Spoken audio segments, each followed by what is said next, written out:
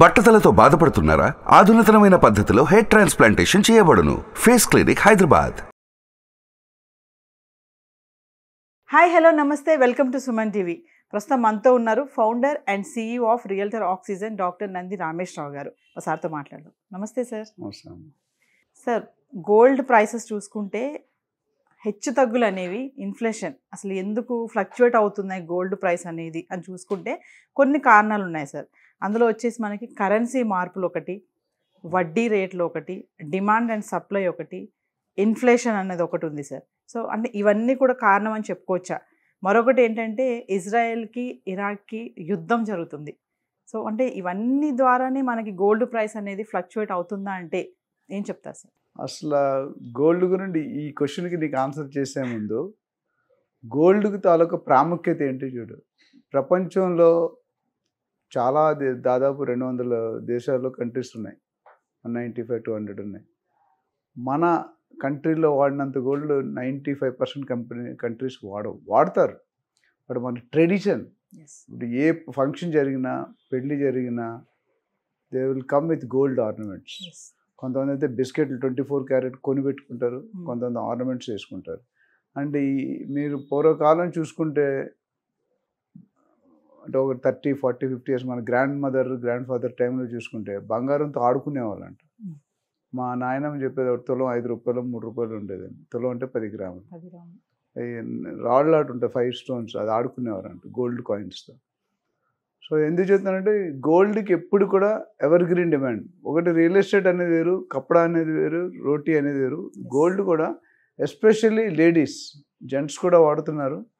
లేడీస్కి ఒక ఉన్న దాంట్లో నేను చెప్తాను, ఎవరికైనా లేడీస్గా ఉంటే బంగారం బట్టన్ అంటే వాళ్ళు చాలా దే ఫీల్ హ్యాపీ. సో ఈ గోల్డ్ అనేది కానీ చూసుకుంటే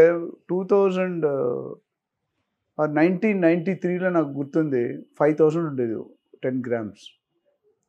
అది 2011-12లో 28,000 అయింది 10 grams. ఒక 2 months సార్, 1.5 month బ్యాక్ వరకు మనం 56-57లో చూసాం. గత 1 monthలో 10,000 పెరిగింది. గత 15 రోజులు 20 రోజుల్లో ఇంకొక 10,000 పెరిగిపోయింది. సో నాకు తెలిసి 24 క్యారెట్ 72,000 73,000కి వెళ్ళిపోయింది, 74 రేంజ్లో. 22 క్యారెట్ 64, 65, 66లో డిపెండింగ్ ఆన్ హైదరాబాద్ ఇది. సో దీనికి కారణం మీరు అన్నట్టు ఒక కారణం ఉండదండి. This is maintained by group of people. ఆ గ్రూప్ మీకు నాకు ఎవరో తెలియదు. నేను అంతకుముందు చెప్పాను, ప్రతి సెగ్మెంట్ కూడా, ఇండస్ట్రీ సెగ్మెంట్ కానీ, కామర్స్ ఇండస్ట్రీ అన్నీ కూడా they will be a group of people. So inflation ఏ విధంగా పడుతుంది అంటే, ఇన్ఫ్లేషన్ బట్టే మన బయింగ్ కెపాసిటీ, ఇప్పుడు జీడిపి ఎలా డిసైడ్ అవుతుంది. ఇండియాలో 5%, 6%, 7% అంటే different.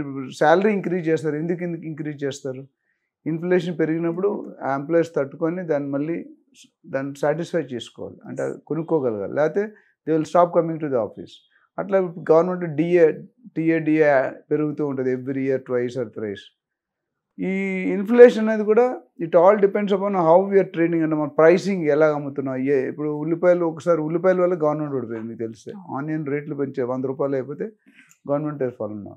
So this any single item can collapse, you can make, రెండు చేయొచ్చు. నెక్స్ట్ పాయింట్ మీరు ఏమన్నారంటే interest rates. So interest rates అనేది మీకు తెలుసో లేదో, సమ్వేర్ ఇన్ 1990sలో 14, 15, 16% ఉండేది పర్ యానం. అలాంటిది మేము కరోనా టైంలో చూసుకుంటే 4% పడిపోయింది. అమెరికాలో అయితే 1-2% ఇస్తే ఎక్కువ. అందుకని అమెరికా వాళ్ళందరూ కూడా ఇండియాలో ఇన్వెస్ట్ చేస్తారు. ఇప్పుడు 6.5, 7.5% ఉంది. సో ఈ జనాలు ఇప్పుడు ఇన్వెస్ట్మెంట్ ఎప్పుడు చేస్తాం, దేనికి చేస్తాం అని తెలుసుకోవాలి. ఇన్వెస్ట్మెంట్ మనకి రిటర్న్స్ కోసం చేస్తాం. రియల్ ఎస్టేట్లో పెట్టాలన్నా రిటర్న్సే, గోల్డ్లో పెట్టాలన్నా రిటర్న్సే, స్టాక్ మార్కెట్లో పెట్టాలన్నా రిటర్న్సే, మ్యూచువల్ ఫండ్స్లో పెట్టాలన్నా రిటర్న్సే. అయితే ఎక్కడ రిటర్న్స్ వస్తున్నాయి, ఎక్కడ సేఫ్గా ఉంది, అది ఇంపార్టెంట్. సో ఇప్పుడు గోల్డ్ చూసుకుంటే మీకు ఎఫ్డి రేటు మీద అప్రిషియేషన్ ఇప్పుడు లాస్ట్ 2 months అయిన అప్రిషియేషన్ లాస్ట్ 20 yearsలో అవ్వాలి నాకు తెలిసి, అంత స్పీడ్గా. ఆల్మోస్ట్ 10-15,000 మారిపోయింది. 56 నుండి 72-73కి వెళ్ళిపోయింది. 56, 58లో చాలా రోజులు లింగర్ అయింది, ఆల్మోస్ట్ ఒక 1 year అట్లా అయిపోయింది కరోనా అయిపోయాక. సో ఈ 15,000 చూసుకుంటే rate of return is very high. 50,000కి మీ 55,000కి 15,000 కలిసిందంటే చూడండి ఎంత పర్సంటేజ్. ఆల్మోస్ట్ అంటే 1 year కాదు 2 monthsలో. కాబట్టి అప్పుడు జనాలు థాట్ ప్రాసెస్ మారుతుంది. ఏంటంటే ఇప్పుడు నేను ఎఫ్డీలో పెట్టుకుంటే 7% వస్తుంది, ఇక్కడ ఎక్కువ డబుల్ వచ్చింది. So why do I keep in FD? Plus ఇక్కడ రిస్క్ ఫ్యాక్టర్ అనేది కంపేర్ టు స్టాక్ మార్కెట్ తక్కువ. స్టాక్ మార్కెట్ కుదేలైంది అంటారు. ఒక 1 year బ్యాక్ క్రాష్ అయిపోయింది మార్కెట్. రియల్ ఎస్టేట్లో కూడా 2008లో క్రాష్ అయింది, బబుల్ బర్స్ట్ అయిందంటారు. తర్వాత ఇంతవరకు ఎప్పుడు కూడా కాన్స్టెంట్గా అవుతున్నాం. సో ఇవన్నీ ఫ్యాక్టర్ల మీద ఆధారపడి ఉంటుంది. గోల్డ్ రేట్ అనేది సడన్గా పెరిగిపోవడం అనేది కాదు, యూ కెనాట్ ప్రిడిక్ట్. ఇప్పుడు సిల్వర్ రేట్ కూడా 1 kg ₹1,00,000 అయిపోద్ది అంటున్నారు. ఇప్పుడు మేబీ 80,000 ఉంది. 80,000ది మీకు 1 lakh, ఎందుకంటే 82, 84 పెరుగుతుంటూ పోతే దే ఆర్ ప్రిడిక్టింగ్ దట్ ఇయర్లో ఇట్ విల్ టచ్ 1 lakh. అంటే అప్పుడు నాకు తెలిసి గోల్డ్కి సిల్వర్కి, గోల్డ్ 10 గ్రాములకి సిల్వర్ 1 kgకి ఒకటి అయిపోద్ది మరి. ఎందుకంటే అది 82లో ఉంది, అది 80లో ఉంది, 72, 73లో ఉంది. Hardly any difference. ఒకప్పుడు పెట్రోల్కి డీజిల్కి అలాగే ఉండేది. పెట్రోల్ డీజిల్ కూడా మీకు బయట నుండి మనం కొనుక్కుంటాం ఇంపోర్టెడ్, అది బ్యారెల్స్ లెక్క, గ్యాలన్స్ లెక్క ఉంటుంది రేటు. $1 అక్కడ డ్రమ్కి $1 అంత పెరుగుతుంది మనకి. అదేవిధంగా ఇంకొక మేజర్ వేరియబుల్ ఫ్యాక్టర్ ఏంటంటే ఎక్స్చేంజ్ ఫ్యాక్టర్, కరెన్సీ ఎక్స్చేంజ్. ఇప్పుడు సింగపూర్ డాలర్ వేరు, ఆస్ట్రేలియన్ డాలర్ వేరు, మలేషియా రింగెట్స్ అంటారు, యుఎస్లో డాలర్స్ అంటారు, యూకేలో స్టెర్లింగ్ పౌండ్స్ అంటారు. సో ఎప్పుడైతే కొన్ని కోట్లు పెద్ద పెద్ద బిజినెస్ చేసిన వాళ్ళు, ఇప్పుడు అంబానీ అదాని ఉన్నారు కదా, ఒక ట్రాన్సాక్షన్లో కొన్ని కోట్లు పోతుందండి. ఎక్స్చేంజ్ రేట్ 25 పైసా మారితే, ఎందుకంటే టూ మచ్. మీకు తెలుసో లేదో, ఒక ఆయన ఎవరో ఫారిన్ కంట్రీలో మన చిల్లర ఉంటుంది కదా 7.21, 7.23 అంటే ఆ 7.2 ఆ 0.01 పైసా నలిఫై చేసేస్తారు అంటే రౌండ్ ఆఫ్ చేస్తారు. అలాంటి ఆ డెసిమల్స్ కలెక్ట్ చేసి కొన్ని కోట్లు సంపాదించాడంట బ్యాంకులో. So the exchange rate is going to be very tough. మన ఇంపోర్ట్ ఎక్స్పోర్ట్లు ఇది వాడదాం. మనం ఇంపోర్ట్ చేసినప్పుడు ఆ ఎక్స్చేంజ్ మనం ఏంచి ఇండియన్ కరెన్సీలో పే చేస్తాం, వాళ్ళ నుంచి ఫారిన్ కరెన్సీలో కన్వర్ట్ చేసుకుంటారు. So there are banks involved. So దీనివల్ల ఇలా చెప్పుకుంటూ పోతే చాలా ఫ్యాక్టర్లు ఉంటాయి. ఇప్పుడు మనం 3-4 ఫ్యాక్టర్లు చెప్పుకున్నాం. ఇవన్నీ ఫ్యాక్టర్లు అయితే ఇది ఎంతకాలం రీటైన్ అవుతుందని కూడా మీరు చెప్పలేరు, నేను చెప్పలేను. But gold rate increasing is a positive sign. ఎందుకంటే రూపీ వాల్యూ తగ్గిపోతుంది అప్పుడు ఎక్స్చేంజ్ దాంట్లో. సో ఈ పెరగడం మంచి, ఎంతవరకు పెరుగుతుంది, ఎక్కడ స్టేబుల్ అవుతుంది. ఇప్పుడు రియల్ ఎస్టేట్ చూసుకుంటే ఆర్టిఫిషియల్ జంప్ అని అనుకున్నాం ప్రైసెస్. ఇది అలా కాకుండా ఉంటే మంచిదే, బట్ ఉంటుందా లేదనేది the future has to decide. Sir మరి యుద్ధం గురించి అనుకున్నాం కదా, ఇజ్రాయెల్ ఇరాక్ యుద్ధం జరుగుతుంది, అది డెఫినెట్గా అక్కడ కూడా ఇప్పుడు రెండు ఫ్యామిలీలు కొట్టుకుంటే ఏమవుతుందని మీకు తెలుసు. ఇప్పుడు ఇరాన్ ఒక కంట్రీ, ఇజ్రాయెల్ ఒక కంట్రీ, వాళ్ళిద్దరు టఫ్ ఆఫ్ వార్ నడుస్తున్నారు. యుఎస్ నుండి మిగతా కంట్రీస్ నుండి వాళ్ళని కూల్ చేయడానికి ఆలోచిస్తున్నారు. బట్ ఇంకా అది ప్రాసెస్ ఉంది. It is not succeeded. Maybe successful అవుతుంది ఇవాళ కాదు రేపైనా. అది అయిన దాకా ఇప్పుడు ఎవరు ఉంటారో, ఎవరు పోతారో, ఏ బిజినెస్ ఉంటుందో, ఏ బిజినెస్ ఎవరికి తెలియదు. సో ఇందులో ఈ షేర్ మార్కెట్ కానీ బంగారం కూడా ఏమవుతుందంటే ఈ గొడవల్లో ఏమవుతుంది, డెసిషన్స్ తీసుకుని కొంతమంది అమ్మేసుకుంటారు, కొంతమంది కొనుక్కుంటారు. ఎక్కువ అమ్మేసుకునే ఉంటారు. అప్పుడు ఏమవుతుందంటే ఎక్సెస్ వచ్చింది అనుకోండి, రేట్ తగ్గిపోతుంది.